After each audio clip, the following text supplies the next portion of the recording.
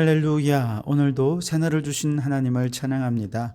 오늘도 말씀으로 시작하는 이 하루, 말씀 충만, 은혜 충만, 성령 충만한 하루가 되시기를 주님의 이름으로 축복합니다. 오늘 우리에게 주시는 하나님 말씀은 여호수아 12장인데요. 6절, 7절 두 절만 봉독해 드리겠습니다. 하나님의 말씀을 경청하시기 바랍니다. 여호와의 종 모세와 이스라엘 자손이 그들을 치고 여호와의 종 모세가 그 땅을 루벤 사람과 갓 사람과 므낫세 반 지파에게 기업으로 주었더라. 여호수아와 이스라엘 자손이 요단 이편 곧 서쪽 레바논 골짜기에 바알갓에서부터 세일로 올라가는 곳 한락산까지 쳐서 멸한 그 땅의 왕들은 이러하니라. 그 땅을 여호수아가 이스라엘의 지파들에게 구분에 따라 소유로 주었으니 아멘. 오늘도 이 말씀을 통해 우리에게 주시는 하나님의 음성을 듣게 되기를 바랍니다. 오늘 본문은 이스라엘이 정복한 여러 나라들을 이제 열거하면서 1차 가나안 정복 전쟁을 정리 또 요약하고 있는데요. 1절부터 6절까지는 이제 모세가 요단 동편에서 정복했던 땅들과 그 왕들에 대해 기록하고 있습니다. 그래서 6절에 여호와의 종 모세와 이스라엘 자손이 그들을 치고 하면서 모세가 차지한 땅에 대해 얘기하고 있고요. 그리고 이제 7절부터 마지막 절까지는 여호수아가 요단 건너서 이제 요단 서쪽 가나안 땅에 정복했던 그 땅과 왕들을 기록하고 있습니다. 그래서 7절에 보시면 여호수아와 이스라엘 자손이 요단 이편 곧 서쪽 레바논 골짜기에 바알갓에서부터 세일 올라가는 곳 한락산까지 쳐서 멸한 그 땅의 왕들은 이러하다라고 말씀을 하고 있지요. 요단 동편에서 모세가 차지한 땅은 2개 나라고요. 요단 서쪽에서 여호수아가 차지한 이 가나안 땅은 31개 나라입니다. 그래서 총 33개의 나라의 명단이 기록이 되어 있습니다. 앞서 가나안 중부에서 그리고 남부로 이어지는 북부에 이르기까지 하나님의 명령을 따라 이 가나안 정복 전쟁을 수행해 온 것은 아주 간단하게 기록을 해 두었습니다만 이처럼 33개 나라와 싸웠을 것을 생각하면 가나안을 차지하기까지 정말 얼마나 많은 역경과 어려움이 있었는지 짐작해 볼 수 있습니다. 물론 이 전쟁들은 하나님께서 승리의 약속을 해 주셔서 그 약속을 받고 수행한 전쟁이었습니다. 그러나 그 약속이 이루어지는 과정은 결코 그저 얻어지는 것이 아니었습니다. 무려 7년 동안에 걸친 무수히 많은 전쟁들을 통해서 비로소 가나안에 안착할 수 있었던 것이죠. 여러분, 말이 7년이지 최근 우크라이나와 러시아의 전쟁을 한번 보십시오. 1년 넘게 이어지는 상황 속에서 얼마나 많은 사람들이 죽고 다치고 삶의 터전을 잃어버리는지요. 전쟁의 참화 속에서 여성들은 짓밟히고 아이들은 미래를 꿈꾸지 못하는 절망적인 현실 속에서 하루하루 그저 생명의 위협을 겪으며 생존을 위해 살아야 하는 그 삶이 얼마나 힘든지요. 그런 전쟁을 무려 7년 동안이나 치렀다면 얼마나 많은 어려움이 있었을지 짐작하고도 남습니다. 물론 여기까지는 1차 가나안 정복 전쟁이 완료된 것을 의미할 뿐입니다. 여전히 정복되지 않은 지역이 있고 그리고 이제 그것을 포함해서 가나안 땅을 이제 12지파에게 배분한 후에 나머지 정복 전쟁을 더 치러야 하는 과제가 아직 남아 있습니다. 그러니 이스라엘이 가나안에 정착하기까지 얼마나 많은 어려움을 겪었을지 정말 상상하기조차 어려울 정도입니다. 그런데 그 과정에서 모세 시대에 정복했던 요단 동편의 땅은 원래 주시기로 약속되어 있던 땅은 아니었습니다. 어찌 보면 덤으로 얻은 땅과 같아요. 말씀에 순종해서 믿음으로 나아가는 과정에서 요단 동편의 땅은 일종의 덤으로 얻은 축복과도 같은 땅이었죠. 물론 덤이라고 해서 땅이 척박하거나 혹은 그들이 강성하지 않은 연약한 나라들이었다라고 하는 뜻은 결코 아닙니다. 요단의 동편의 땅은 아주 막강한 세력을 가진 자들이었습니다. 바산왕 옥만 해도요, 바로 그 나라는 성읍이 60개에 이르는 아주 강대국이었습니다. 그런데 하나님께서는 요단 서쪽으로 건너가서 가나안과의 본격적인 전쟁을 치르기도 전에 이렇게 막강하고 위력적인 대적들을 만나서 승리하게 하면서 전쟁에 대한 자신감도 갖게 하시고, 그리고 예정에 없던 축복된 땅까지 덤으로 주시면서 가나안 정복 전쟁을 자신감 있게 감당할 수 있게 해주신 것이죠. 그런데 이것이 오늘 우리에게 주는 교훈이 있습니다. 이와 마찬가지로 우리 성도들도 하나님께서 약속하신 하나님의 나라를 기업으로 차지하기까지 이스라엘 백성들이 가나안 정복 전쟁에서 겪어야 했던 숱한 역경의 산을 넘어야 한다는 것을 우리에게 교훈해 주는 것이죠. 성경은 분명히 우리에게 하늘나라를 기업으로 주실 것이다 약속해 주셨습니다. 그러나 그 하늘나라를 기업으로 얻는 약속은 가만히 있는다고 우리에게 그대로 성취되는 건 아니지요. 이스라엘 백성들이 가나안 땅을 차지하기까지 그들 앞에 그들을 대적하는 33명의 왕들이 나타났던 것처럼 우리가 하늘나라를 기업으로 차지하기까지는 우리 앞에 예기치 못할 숱한 장애물들과 대적들이 나타나게 되는 것이죠. 왜냐? 우리가 현재 살아가고 있는 이 세상은 하나님과 원수가 된 악한 사단 마귀가 공중의 권세를 잡고 있는 세상이기 때문에 그렇습니다. 악한 사단 마귀는 때로는 우는 사자처럼, 때로는 광명한 천사처럼 끊임없이 공격하고 끊임없이 미혹해서 우리가 저 하늘나라 가는 길을 계속해서 방해하고 하늘의 소망을 꺾어버리기 위해서 수단과 방법을 가리지 않고 우리를 향해 공격해 옵니다. 그 과정에서 필연적으로 수많은 고난과 역경을 당하게 되는 것이죠. 얼마나 그 길이 힘들었던지 시편 23편에는 다윗이 우리가 가는 그 믿음의 선한 싸움의 길이 사망의 음침한 골짜기와도 같다라고 표현하고 있습니다.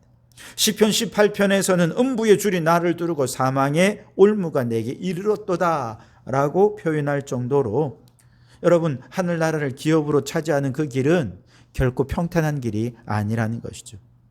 이러한 수많은 역경을 극복해야만 비로소 하늘나라를 기업으로 차지할 수 있는 것입니다. 자, 그렇다면 오늘 우리는 우리 신앙생활을 어떻게 생각합니까? 현실의 많은 성도들은요, 신앙생활을 참 쉽게 생각합니다. 예수만 믿으면 저절로 천국에 가고 예수만 믿으면 저절로 축복도 받는 것이다, 그렇게 착각하고 있습니다.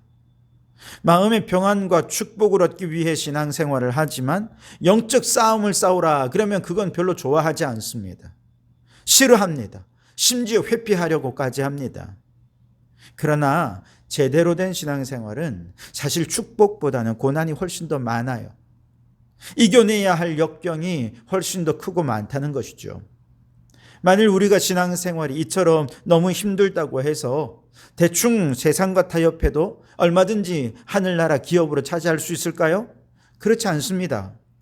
요한계시록에 나오는 여러 교회들이 한쪽에서는 영적 싸움에서 승리하여서 칭찬도 받지만 또 너무 힘드니까 다른 한쪽에서는 그만 타협하려고 하다가 책망을 받습니다.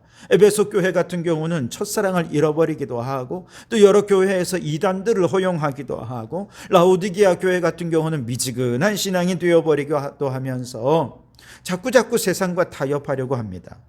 예수님께서 이 교회들의 문제점을 아주 정확히 지적하시고 책망하십니다. 그리고 빨리 첫사랑 회복해라. 이단과 타협함 없이 내어 쫓아라.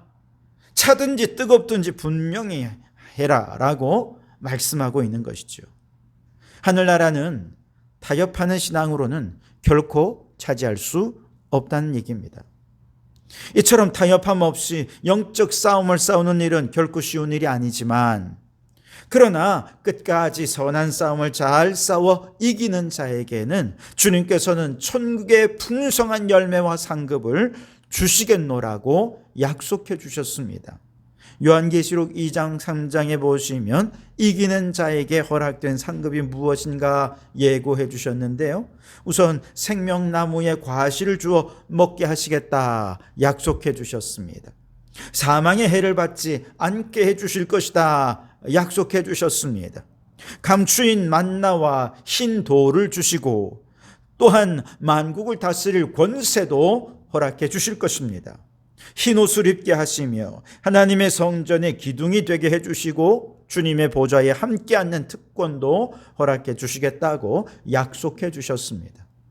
디모데후서 4장 말씀에 보면 선한 싸움을 싸우고 믿음을 잘 지켜 달려갈 길을 끝까지 다 마치게 되면 의의 면류관, 생명의 면류관이 상급으로 예비되어 있을 것이다 약속해 주셨습니다.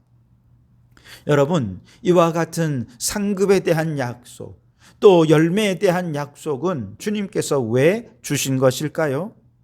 우리가 이 믿음의 선한 싸움을 싸우다가 지치지 말라고, 포기하거나 낙심하지 말라고 이 소망을 주시면서 우리를 격려하시는 것입니다. 용기를 주시는 것입니다. 그래서 마치 일종의 표대를 설정해서 표대를 바라보면서 나아가면 그 표대를 차지하게 되는 것처럼 타협함 없이 믿음의 싸움을 달려가면 이처럼 풍성한 축복을 누리게 될 것이다 라고 하는 희망, 소망을 주신 것이죠. 이 희망과 소망에 힘입어서 저 표대를 향해 달려가다 보면 넘어져도 다시 일어나게 됩니다. 소망을 잃지 않는다면 지치더라도 새 힘을 얻을 수 있습니다. 그래서 끝까지 이기는 자가 될 수 있게 되는 것이죠. 그래서 여러분, 우리 하나님께서는 이렇게 풍성한 복을 표대로 허락해 주시고 소망을 주시고 격려해 주시고 용기 주시면서 끝까지 이기는 자가 되라고 우리를 격려해 주고 계시는 것이죠. 이렇게 표대를 향해 달려가다 보면 하나님께서는요, 약속된 상급 이외에 요단 동편의 땅을 덤으로 주신 축복도 더해 주실 것입니다. 그 덤으로 주시는 축복이 뭐냐? 그것은 저 하늘에서 상급을 받기 전에, 즉 우리가 죽어 요단강을 건너기 전에 이 땅에서 하나님께서 우리 성도들에게 건강을 축복으로 주실 것입니다. 부요함도 축복으로 주실 것입니다. 자손들이 잘 되는 축복도 덤으로 더해 주실 줄 믿습니다. 이처럼 이 땅에서 덤으로 얻은 축복을 누리면서 천국의 소망을 가지고 하늘의 기업을 얻기 위해 믿음으로 최선을 다해 영적 싸움을 싸우며 나아가게 되면 하나님께서 그 싸움의 끝에서 반드시 약속하신 축복을 누리게 해 주실 줄 믿습니다. 여러분, 우리가 하늘나라를 기업으로 차지하는 과정은 비록 수많은 역경과 고난이 따르는 과정이겠지만, 그러나 그 모든 고난 가운데서 좌절하지 않고 낙심하지 않고 포기하지 않고 믿음으로 잘 극복하고 끝까지 이기는 자에게 풍성한 상급과 열매들 예비되어 있는 것을 믿으실 수 있기를 바랍니다. 그 믿음을 따라 나아가는 삶에서 오늘 지금 이 땅에서 우리에게 주시는 또 다른 덤으로 주시는 축복들도 있게 될 것입니다. 그러니 여러분, 이와 같은 놀라운 상급과 축복들을 기대하고 소망하면서 오늘 우리에게 맡겨주신 이 영적 싸움들을 잘 감당해 나가는 이기는 자들이 되시기를 주님의 이름으로 축원합니다. 기도하겠습니다. 하나님, 이스라엘 백성들의 가나안 정복의 역사는 결코 쉬운 과정이 아니었습니다.